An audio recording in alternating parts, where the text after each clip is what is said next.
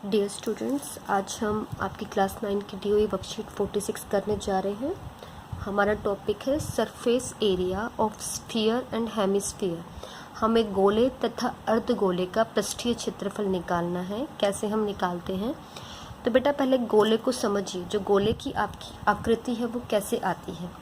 जैसे आपके पास कोई सर्कल है, सर्कल की शेप है। अगर इस सर्कल को आप घुमाना शुरू करते हैं, इस सर्कल को आप इस तरीके से अगर घुमाना शुरू करते हैं तो चारों डायरेक्शंस में आपका ये सर्कल घूम रहा है।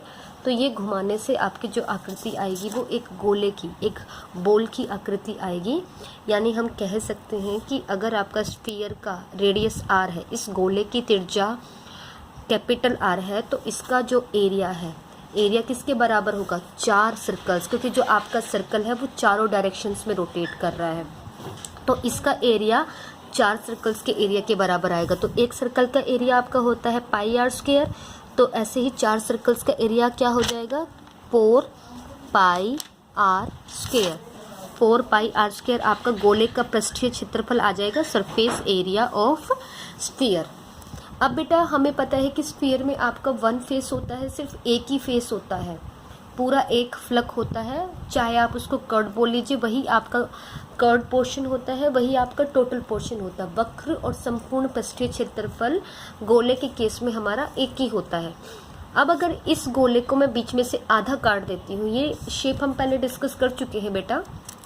अगर इस गोले को मैं बीचों बीच आधा काट देती हूँ तो आपकी जो शेप बनेगी वो बनेगी अर्धगोले की। तो अब हम अर्धगोले की बात कर रहे हैं। अर्धगोले का वक्र पृष्ठीय क्षेत्रफल स्फीयर का अगर 4 पाई आर स्क्वायर है तो इसका आधा क्या? 2 पाई आर स्क्वायर। ये हमारे पास हो जाएगा पृष्ठीय क्षेत्रफल किसका? अर्धगोले का, curved surface area of hemisphere. लेकिन अगर मैं टोटल सरफेस एरिया की बात करती हूँ, टोटल में आपका ये ऊपर का फ्लैट पोर्शन भी आ जाएगा। ऊपर का फ्लैट पोर्शन आपको दिख रहा है सर्कुलर, यानी आपका कर्व्ड पोर्शन प्लस आपका फ्लैट जो सर्कल है, सर्कल का एरिया होता है पाई आर स्क्वायर। यानी आपके पास अर्धगोले का संपूर्ण पृष्ठीय क्षेत्रफल आ गया 3 पाई आर स्क्वायर।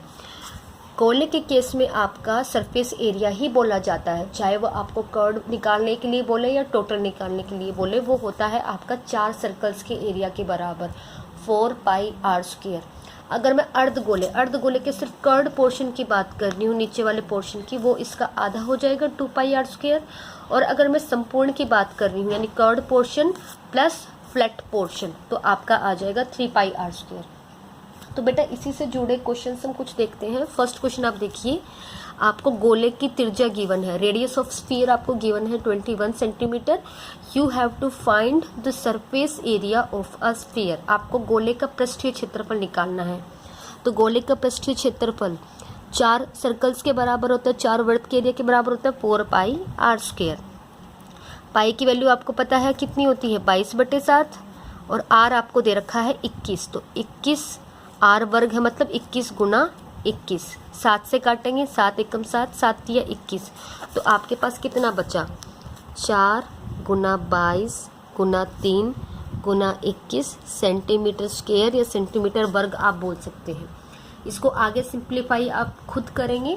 आपको सिंपल रेडियस दे रखा था, आपको सरफेस एरिया निकालना था। गोले की त्रिज्या गिवन थी, गोले का पृष्ठीय क्षेत्रफल डायरेक्ट फॉर्मूला है, उसमें वैल्यू सब्स्टिट्यूट करने से आपका आ जाएगा।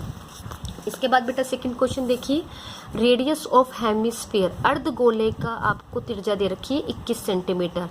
आपको सिर्फ कर्व्ड पोर्शन निकालना, वक्र पृष्ठीय क्षेत्रफल। तो वक्र गोले का आधा हो जाएगा 2 पाई आर स्क्वायर। तो कितना आया आपके पास? 2 इंटू 22/7। आर आपके पास है 21 into 21। 7 1 jar, 7 3 jar, 2 into 22 44, 3 into 21 63 centimetre square. मैं सिर्फ यहीं पे छोड़ रही हूँ, आप इसको मल्टीप्लाई करके कंप्लीट सॉल्व करके लिखेंगे।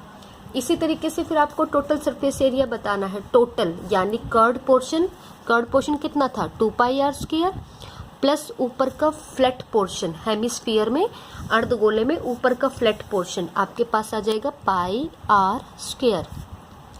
टोटल 3 पाई आर स्क्वायर है। फिर से आप वैल्यू सब्स्टिट्यूट करेंगे, 3 इंटू पाई की वैल्यू आपके पास 22/7 और आर आपके पास कितना है बेटा 21 इंटू 21 कैंसिल आउट करेंगे और बाकी टर्म्स को आप क्या करेंगे 3 into 3 9 into 22 into 21 centimetre square.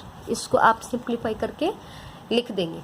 Simple value put हो रही है, एक सिंपल सा फॉर्मूला आपको गिवन है, इसके अलावा आपको कुछ भी नहीं करना है।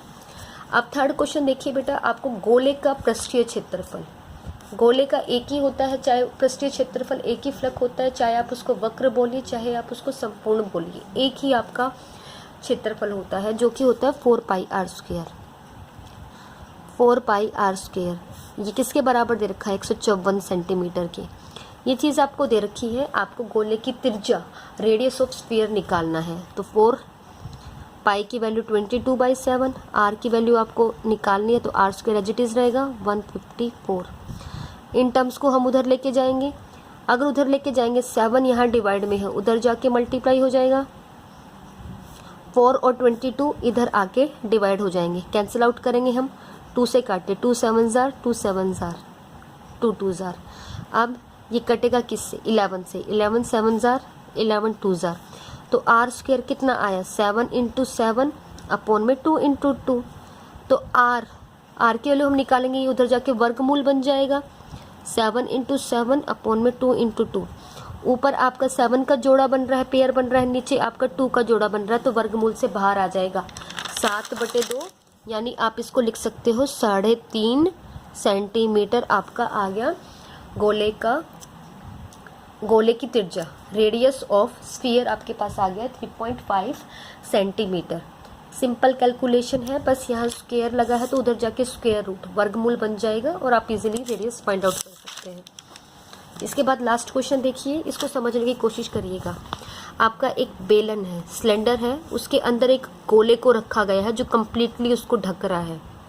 एक स्फीयर को एक सिलेंडर के अंदर रखा गया है, आपको दे रखी है जो स्फीयर की रेडियस है वो भी r से और जो सिलेंडर की रेडियस है वो भी r से। रेडियस ऑफ सिलेंडर आपको दे रखा है 7 सेंटीमीटर, ये 7 सेंटीमीटर है बेटा, तो ये भी वैल्यू r है, तो ये भी कितनी हो गई 7 सेंटीमीटर। अब मैं बात कर रही हूँ हाइट ऑफ सिलेंडर, बेलन की ऊंचाई। बेलन की ऊंचाई ध्यान से देखिए, बेलन की ऊंचाई कितनी हो जाएगी, ये प्लस ये भी 7 है और ये इतनी, ये भी है आपका r यानी रेडियस गोले की त्रिज्या, तो ये भी 7 हो गई, 7 + 7 यानी कितनी हाइट हो गई है सिलेंडर की 14 सेंटीमीटर। अब मैं बात कर रही हूँ गोले की त्रिज्या की, सॉरी यहाँ पे गोला आएगा, गोले की त्रिज्या यानी रेडियस ऑफ स्फीयर। स्फीयर का रेडियस आपको गिवन है 7 सेंटीमीटर, क्योंकि स्फीयर का रेडियस और सिलेंडर का रेडियस दोनों की त्रिज्या बराबर थी, अगर वो 7 है तो ये भी 7 हो जाएगी। और ऊंचाई कैसे आ गई r + r, 2 बार आपने त्रिज्या को जोड़ दिया, 7 + 7 आपके पास आ गया 14 सेंटीमीटर।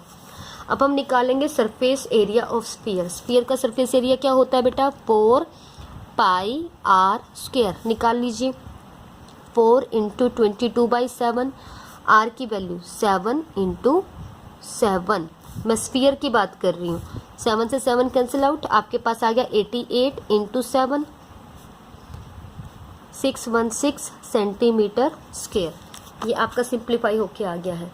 अब हमने बेलन की ऊंचाई क्यों निकाली, क्योंकि नेक्स्ट क्वेश्चन में जो आपसे पूछा गया है curved surface area of cylinder, बेलन का कर्व्ड पोर्शन, सिर्फ कर्व्ड पोर्शन क्या होता है 2πr/h, r इसकी त्रिज्या है और h इसकी ऊंचाई है, तो 2 इंटू 22/7, पाई की वैल्यू, रेडियस ऑफ सिलेंडर, बेलन की त्रिज्या आपके पास 7 है और बेलन की ऊंचाई हमने निकाल ली, पूरी ऊंचाई ये इतनी है, यानी रेडियस प्लस रेडियस, और गोले का रेडियस था 7, 7 + 7, तो आपके पास ऊंचाई कितनी आ गई बेलन की 14, 7 से 7 कैंसिल आउट, 44 इंटू 14, सिंप्लीफाई करके इसको भी लिखेंगे, ये भी सेंटीमीटर स्क्वायर में आपका आंसर आ जाएगा। 14 इंटू 4 56 का 6, 5 कैरी, 14 इंटू 4 56 एंड 5, ये भी आपके पास क्या आया 616 सेंटीमीटर स्क्वायर।